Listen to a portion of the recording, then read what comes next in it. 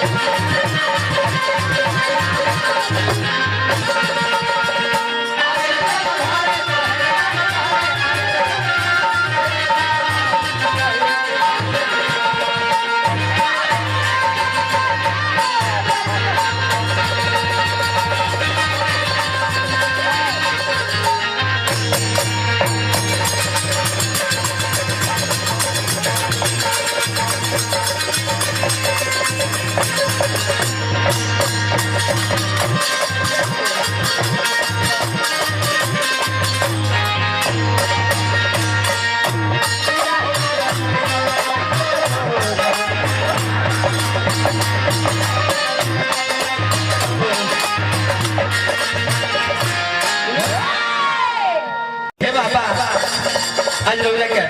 ए बहिरा बारी में बोलावा तनी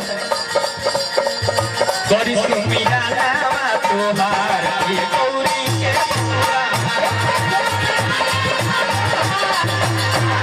गरी सुमिया नामा तोहार ये गौरी के बुआ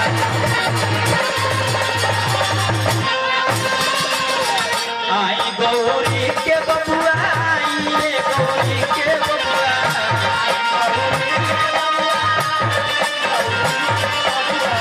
आइए गौरी के बबुआ आइए गौरी के बबुआ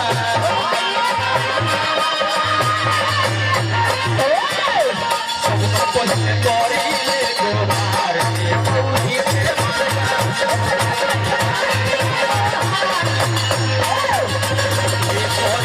का नाम तोहार ये गौरी के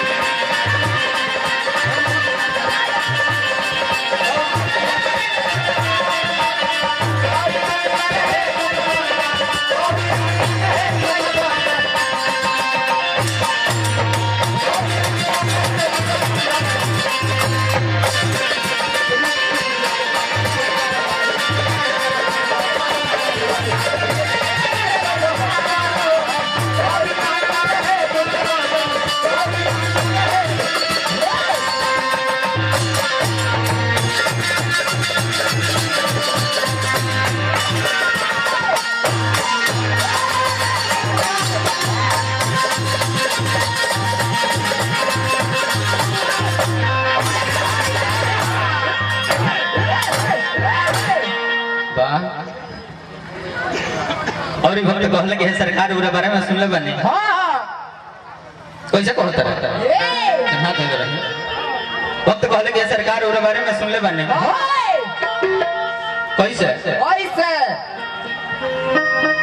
कि बहे पूरा वैया हवा उमड़ेला पानी बहे पूरा वैया हवा उमड़ेला पानी मौसम के कोनो तय नहीं है ना ना बहे पूरा वैया हवा उमड़ेला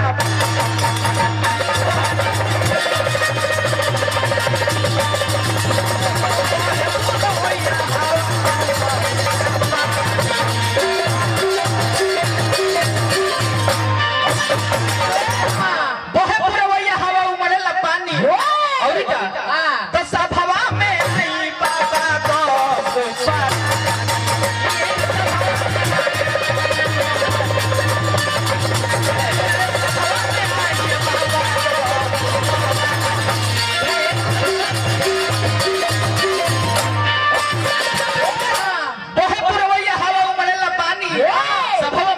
दोस्त परानी रौरा अकेले मत आई पूरे परिवार के संगे संगे आई तो कहे के कैसे बा तो शर्मा जी कोरी ले गोहारे गौरी के लतोरा